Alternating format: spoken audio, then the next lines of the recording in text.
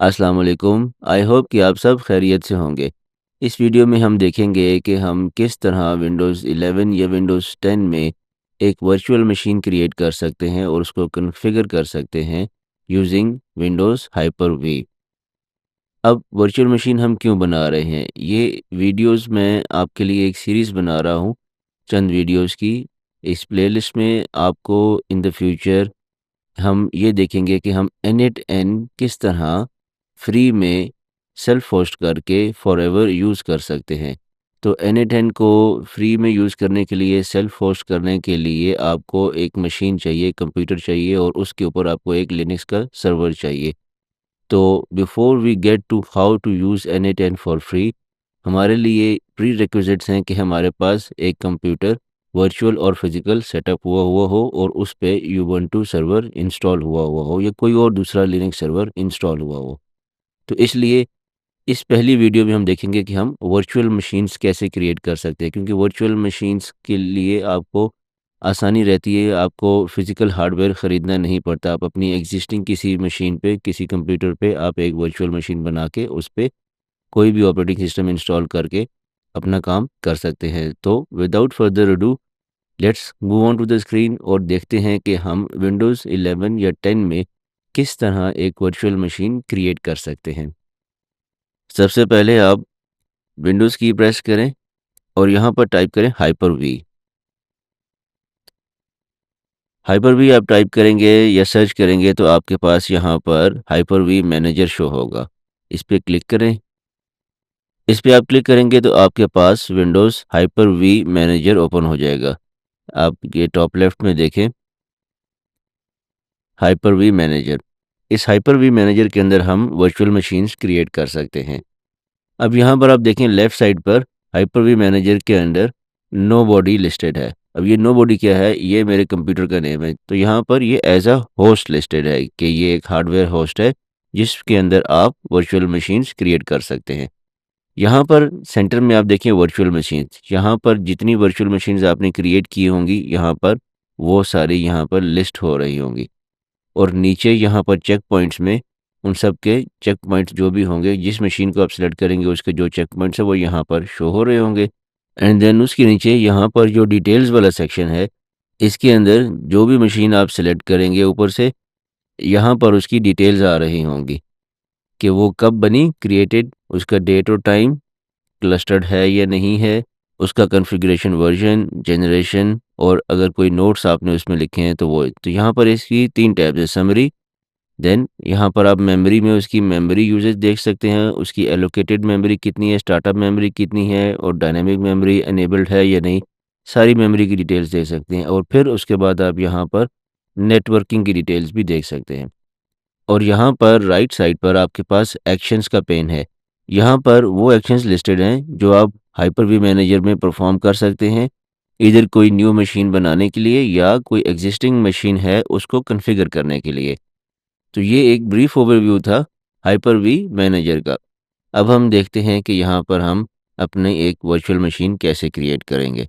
तो आप right side पर एक्शंस वाले पेन में जाएँ और वहाँ पर क्लिक करें न्यू।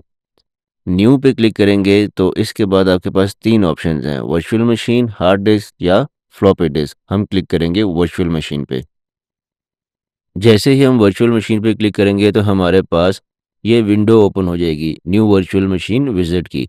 इसमें जो फर्स्ट स्क्रीन है बिफोर यू बिगिन, ये आपके लिए एक इन्फॉर्मेशन है और आपको गाइड कर रहा है कि आपने वर्चुअल मशीन यहाँ से आप बना सकते हैं। देन हम क्लिक करेंगे नेक्स्ट पे।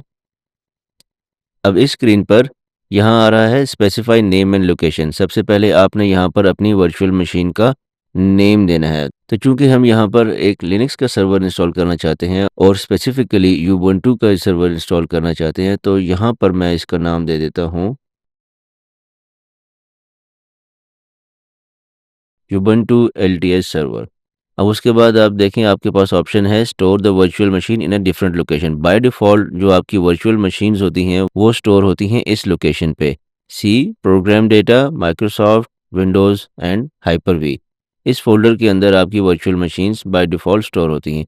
लेकिन अगर आप चाहते हैं कि आपकी वर्चुअल मशीन आप किसी और जगह पर स्टोर करें तो आप इस चेक बॉक्स पे क्लिक करके यहाँ से आप ब्राउज़ करेंगे और फिर जहाँ भी आपने वो वर्चुअल मशीन अपनी स्टोर करनी हो, उस फ़ोल्डर पे जाके, उस डायरेक्टरी में जाके आप वहाँ पर उसको स्टोर कर सकते हैं। तो हम इसको फ़िलहाल डिफ़ॉल्ट लोकेशन पर ही रहने देंगे। Then click on next. अब यहाँ पर आपके पास ऑप्शन है कि आपने कौन-सी जनरेशन की वर्चुअल मशीन बनानी है। जनरेशन 1 जो है ये यूजुअली लेगेसी वर्चुअल मशीन्स होती हैं जो कि 32 बिट और 64 बिट ऑपरेटिंग सिस्टम्स दोनों को सपोर्ट तो करती हैं, लेकिन इनमें आपके पास लेटेस्ट वर्चुअलाइजेशन के जो फीचर्स हैं और यूईएफआई बेस्ड फर्मवेयर जो है ये नहीं होता। तो इसलिए हम यूज़ करेंगे जनरेशन 2। हम जनरेशन 2 को सिलेक्ट करेंगे ताकि हमें लेटेस्ट वर्चुअलाइजेशन फीचर्स अवेलेबल हो सकें। तो यहाँ से हम जनरेशन 2 को ही सिलेक्ट रहने देंगे and then we will click on next. एक चीज़ नोट करें, यहाँ पर ये आपको अलर्ट दे रहा है कि जैसे ही आप वर्चुअल मशीन एक दफ़ा बना लेंगे तो उसकी जनरेशन फिर चेंज नहीं होती। तो keep that in mind. Sometimes आपको ज़रूरत होती है लेगेसी सिस्टम्स की, तो उसके लिए भी आप वर्चुअल मशीन्स बनाते हैं, तो in that case you will select generation 1। लेकिन हमारे केस में हमारे लिए जनरेशन 2 बेहतर है। तो जनरेशन 2 सेलेक्ट किया and then click on next. अब आ गया मेमोरी। मेमोरी क्या है? रैम। आपने यहाँ पर स्पेसिफ़ाई करना है कि आपने इस मशीन को रैम कितनी एलोकेट करनी है। रैम एलोकेट करने के लिए सबसे बेहतर तरीका है कि आप ये देखिए कि आपने उस मशीन पे रन क्या-क्या करना है। अब हमने पहले तो इसके ऊपर हमने यूबंटू सर्वर रन करना है। उसके लिए मिनिमम रिक्वायरमेंट 1 जीबी रैम की है। तो यहाँ पर जो बाय डिफ़ॉल्ट जो मेमोरी आ रही है वो है 4096 MB meaning 4 GB. 4 GB is more than enough for this server. और फिर जब हम उसमें N8N इंस्टॉल करेंगे तो तब उसके लिए भी ये काफ़ी होगी। एक चीज़ यहाँ पर याद रखिए कि आप यहाँ पर जो भी मेमोरी स्पेसिफ़ाई कर रहे हैं ये फ़िक्स नहीं हो जाती। You can always change it at a later stage. बाद में आपको अगर ज़रूरत हो ज़्यादा मेमोरी की तो आप इसको ज़्यादा मेमोरी एलोकेट कर सकते हैं। इसके बाद आपके पास यहाँ पर एक ऑप्शन है use dynamic memory for this virtual machine. इसका क्या मतलब है? इसका मतलब ये है कि आप अपनी वर्चुअल मशीन के लिए जो मेमोरी एलोकेट करेंगे वो डायनामिक होगी। मतलब हाइपर वी आपकी इस वर्चुअल मशीन को इसके यूसेज रिक्वायरमेंट के हिसाब से मेमोरी एलोकेट करेगा। फॉर एग्ज़ाम्पल आपने यहाँ पर अगर इसको एलोकेट की 4 GB startup memory as 4 GB, और अगर आप इस use dynamic memory for this virtual machine को चेक रखेंगे इस चेक बॉक्स को, तो होगा क्या कि हाइपर वी इसको 4 जीबी एलोकेट नहीं करेगा जब ये मशीन स्टार्ट होगी। हाइपर वी आपकी इस वर्चुअल मशीन को उतनी मेमोरी एलोकेट करेगा जितनी उसको स्टार्टअप के लिए रिक्वायर्ड होगी। अब वो 512 एमबी हो, 1 जीबी हो, 2 जीबी हो, जो भी वो रिक्वायरमेंट होगी हाइपर वी वो एलोकेट करेगा। उससे फ़ायदा क्या होगा? उससे फ़ायदा ये होगा क्योंकि ये जो भी मेमोरी आप यहाँ पर एलोकेट कर रहे हैं ना, ये आपकी फ़िज़िकल सिस्टम से इसको एलोकेट होती है। तो जितनी ज़्यादा आप इसको यहाँ एलोकेट करेंगे, उतनी ज़्यादा आपके फ़िज़िकल सिस्टम मतलब आपका कंप्यूटर या पीसी जो भी है, उसकी मेमोरी यहाँ पर एलोकेट होगी। और अगर आप इसको फ़िक्स रख देंगे, डायनामिक नहीं रखेंगे, तो ये मशीन चाहे आइडल हो, मतलब पावर ऑन होके ये आइडल स्टेट में हो, कुछ भी इस पे काम ना हो रहा हो, तो इवन देन 4 जीबी इसको एलोकेट रहेगी, चाहे ये 128 एमबी रैम ही क्यों ना यूज़ कर रहा हो। तो इसको ज़रूर ख़ातिर में रखिएगा। और I would recommend to always use dynamic memory for any virtual machine. इसको हम चेक रखेंगे ताकि जो उस मशीन की रिक्वायरमेंट है वही मेमोरी इसको एलोकेट हो। तो अब हमने मेमोरी स्पेसिफ़ाई कर दी और देख भी लिया कि ये डायनामिक मेमोरी क्या होती है। तो now we will click on next. अब नेक्स्ट स्क्रीन पे आपने अपनी वर्चुअल मशीन की नेटवर्किंग कॉन्फ़िगर करनी है कि how this machine will connect to the network और द इंटरनेट। कई दफ़ा होता है कि हम जो वर्चुअल मशीन्स बना रहे होते हैं, उनको हम आइसोलेटेड रखना चाहते हैं, उनको हम इंटरनेट की कनेक्टिविटी नहीं देना चाहते। कई दफ़ा ऐसे केसेस होते हैं, जिनमें आपको ये रिक्वायरमेंट होती है। लेकिन हमने चूँकि जो वर्चुअल मशीन बनानी है, उस पे N8N इंस्टॉल करना है, इसलिए हमें उसको इंटरनेट कनेक्टिविटी देनी है। तो यहाँ पर कनेक्शन के साथ आपको इस ड्रॉप डाउन में जितने भी आपने स्विचेस क्रिएट किए होंगे वो यहाँ पर शो हो रहे होंगे। तो जब आप फर्स्ट टाइम हाइपर वी को यूज़ करेंगे तो यहाँ पर आप देख सकते हैं कि नीचे आ रहा है ओमेर एक्सटर्नल स्विच। ये यहाँ पर शो नहीं हो रहा होगा। आपके पास सिर्फ 2 ऑप्शंस होंगी, not connected and default switch.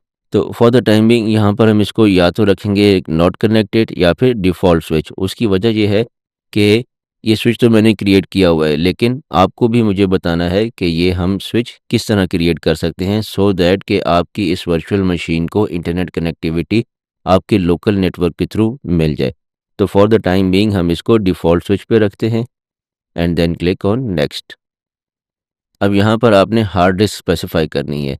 उसका नाम आपने बताना है, उसकी लोकेशन बतानी है और उसका साइज़ बताना है। अब यहाँ पर नाम अब बाय डिफ़ॉल्ट जो आ रहा है वो ही रहने दें, तो वो ठीक है। अगर आप इसको चेंज करना चाहें तो आप चेंज भी कर सकते हैं। लोकेशन जैसे हमने देखा पहले कि हम अपनी वर्चुअल मशीन की लोकेशन चेंज कर सकते हैं, इसी तरह आप उसकी हार्ड ड्राइव की लोकेशन भी चेंज कर सकते हैं। लेकिन हम इसको डिफ़ॉल्ट ही रहने देंगे, उसी लोकेशन पे जिस लोकेशन पे हमारी वर्चुअल मशीन पड़ी हुई है। Then comes the size. यहाँ पर आप अपना साइज़ डिफ़ाइन कर सकते हैं हार्ड डिस्क का, जिस साइज़ की हार्ड ड्राइव आपने इस वर्चुअल मशीन को एलोकेट करनी है। हम इसको 127 जीबी ही रहने देते हैं। उसकी वजह ये है कि this is more than enough for our use. तो आपका जो यूज़ केस हो उसके हिसाब से आप यहाँ पर साइज़ स्पेसिफ़ाई कर सकते हैं। अब ये तो था कि आपने बनानी है create a virtual hard disc, यानी कि नई बनानी है। अगर आपके पास कोई एग्जिस्टिंग वर्चुअल हार्ड डिस्क है, तो आप यहाँ से इसको क्लिक करके use an existing virtual hard disc पे क्लिक करके उस एग्जिस्टिंग वर्चुअल हार्ड डिस्क को भी आप यूज़ कर सकते हैं। और अगर आप चाहते हैं कि आप बाद में कोई हार्ड ड्राइव इसके साथ अटैच करें, तो आप ये थर्ड ऑप्शन सेलेक्ट करेंगे। तो we will go with the first one. हम यहाँ पर एक न्यू वर्चुअल हार्ड डिस्क बनाएंगे and then we will use it. तो क्लिक ऑन नेक्स्ट। अब आपके पास ऑप्शन है ऑपरेटिंग सिस्टम इंस्टॉल करने की। पहली ऑप्शन है install an operating system later, जिसको हम चूज़ करेंगे। हम बाद में इस पे ऑपरेटिंग सिस्टम इंस्टॉल करेंगे। दूसरी ऑप्शन आपके पास है install an operating system from a bootable CD और डीवीडी रोम। अगर हम चाहते हैं कि हम इस वर्चुअल मशीन को क्रिएट करते हुए इसके ऊपर ऑपरेटिंग सिस्टम इंस्टॉल करें, तो यहाँ से हम अपनी आइसो फाइल उस इमेज की जो कि आपकी इंस्टॉलेशन मीडिया है, या वो विंडोज़ का है या यूबंटू सर्वर का है, वो यहाँ से ब्राउज़ करके स्पेसिफ़ाई कर सकते हैं, लेकिन हम यहाँ पर बाद में करेंगे। तो select install an operating system later and then click on next. अब यहाँ पर लास्ट स्क्रीन पे आपके पास आपकी वर्चुअल मशीन की समरी आएगी, उसका नेम, उसकी जनरेशन, उसकी memory, network, hard drive and operating system. तो ये वही चीज़ें हैं जो हमने पहले स्पेसिफ़ाई की हैं। अब हम क्लिक करेंगे फिनिश पे to create our virtual machine. तो ये हमारी वर्चुअल मशीन बन गई। यहाँ देखें, पहले सिर्फ हमारे पास यूबंटू सर्वर आ रहा था, अब हमारे पास यूबंटू एलटीएस सर्वर भी आ रहा है जो हमने अभी बनाया है। अब जब आपकी वर्चुअल मशीन बन गई, तो सबसे पहला काम आपने इसके बाद जो करना है वो आपने इसको कनेक्टिविटी देनी है। इंटरनेट कनेक्टिविटी, नेटवर्क के साथ आपने इसे कनेक्ट करना है।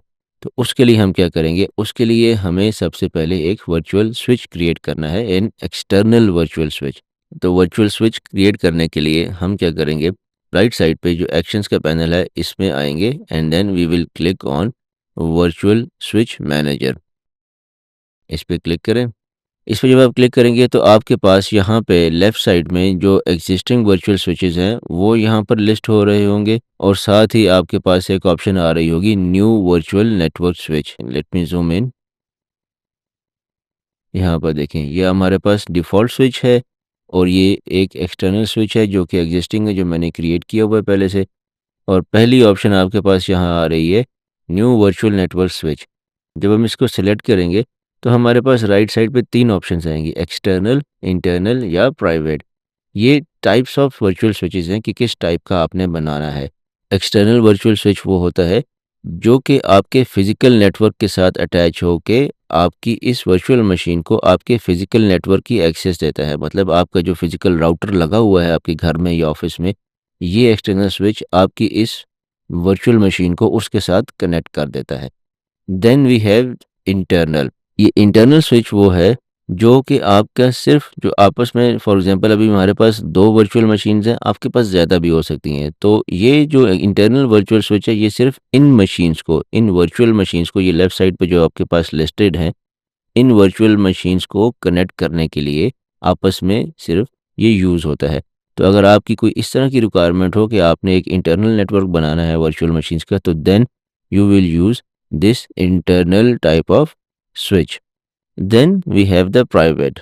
प्राइवेट स्विच भी ये है कि जिस तरह हमने इंटरनल देखा था कि आपने जितनी भी आपके पास वर्चुअल मशीन्स हैं इस कंप्यूटर पे उनको आपस में इंटरलिंक करने के लिए या उनको आपस में कनेक्टिविटी प्रोवाइड करने के लिए हम इंटरनल स्विच यूज़ करते हैं, ऐसे ही हम प्राइवेट भी यूज़ करते हैं।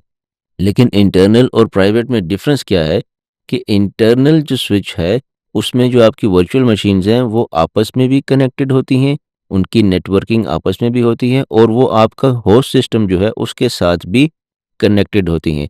मतलब वो आपके फिजिकल जो लैपटॉप या पीसी है उसके साथ भी कनेक्टेड होती हैं।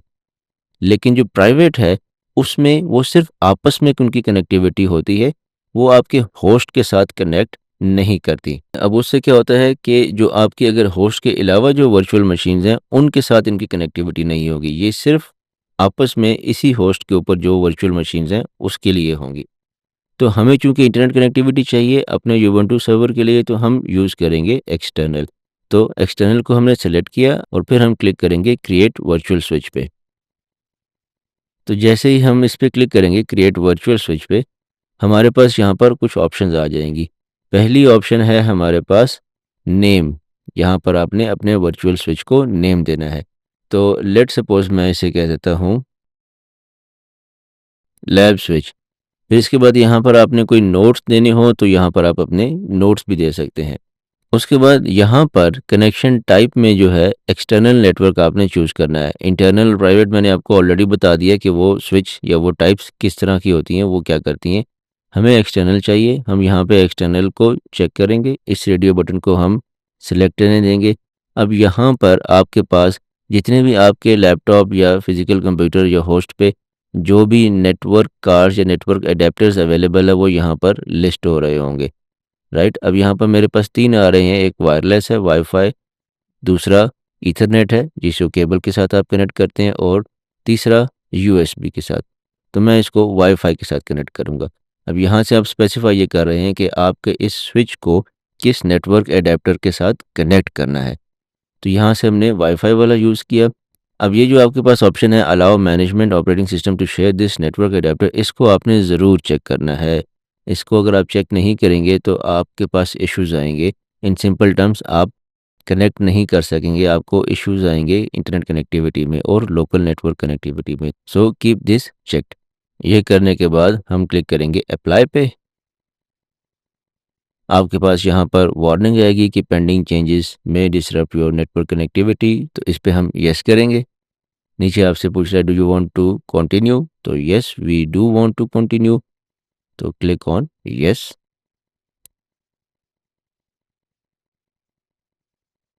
अब यहाँ पर देखें, यहाँ पर मुझे एक एरर आया है जो कि ये कह रहा है कि virtual switch manager for nobody error applying virtual switch property changes.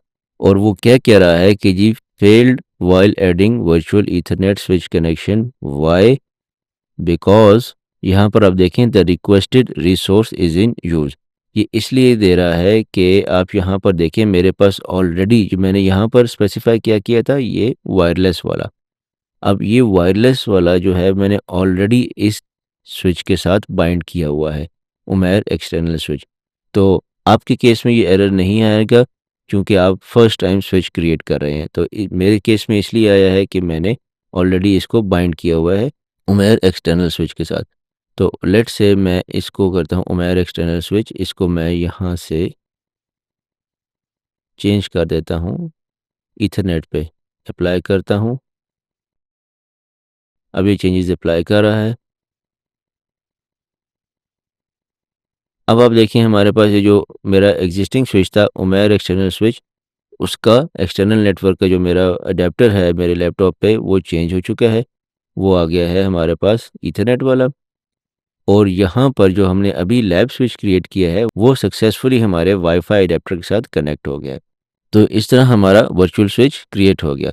जब आपने अप्लाई कर दिया इसके बाद then you will click on okay. अब हमारे पास हमारा वर्चुअल स्विच बन गया। अब नेक्स्ट स्टेप है कि हमने इस वर्चुअल स्विच को असाइन करना है अपनी इस Ubuntu LTS server virtual machine के साथ। उसके लिए आप क्या करेंगे, आप इस मशीन को सिलेक्ट करें, देन राइट साइड पे आप यहाँ पर एक्शंस वाले पेन में सेटिंग्स पे क्लिक करेंगे। सेटिंग्स पे क्लिक किया, इससे हमारे पास इस मशीन की सेटिंग्स ओपन हो जाएंगी।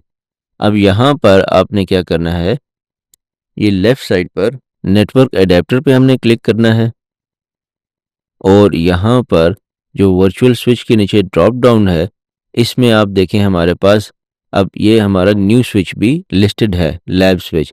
इस पे हम क्लिक करेंगे और इसको सेलेक्ट कर लेंगे and then we will click on apply and फिर ओके। अब इससे क्या हुआ, इस वर्चुअल मशीन को हमने इंटरनेट कनेक्टिविटी भी दे दी है। अब नेक्स्ट स्टेप है इस वर्चुअल मशीन के ऊपर ऑपरेटिंग सिस्टम को इंस्टॉल करना। तो इस तरह हम विंडोज़ 11 या विंडोज़ 10 में वर्चुअल मशीन क्रिएट कर सकते हैं यूजिंग द हाइपर-वी मैनेजर और अपनी मर्ज़ी से उस वर्चुअल मशीन को रिसोर्सेज़ एलोकेट करके उसको कॉन्फ़िगर कर सकते हैं। नेक्स्ट वीडियो में हम देखेंगे कि हम किस तरह इस वर्चुअल मशीन के ऊपर कोई भी ऑपरेटिंग सिस्टम इंस्टॉल कर सकते हैं।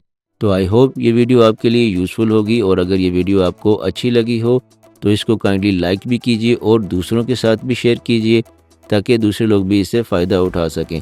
और इसी वीडियो में हम देखेंगे अल्टीमेटली कि हम NetN सर्वर को किस तरह फ्री ऑफ कॉस्ट इसी वर्चुअल मशीन पे होस्ट करते हुए उसको हम यूज़ कर सकते हैं।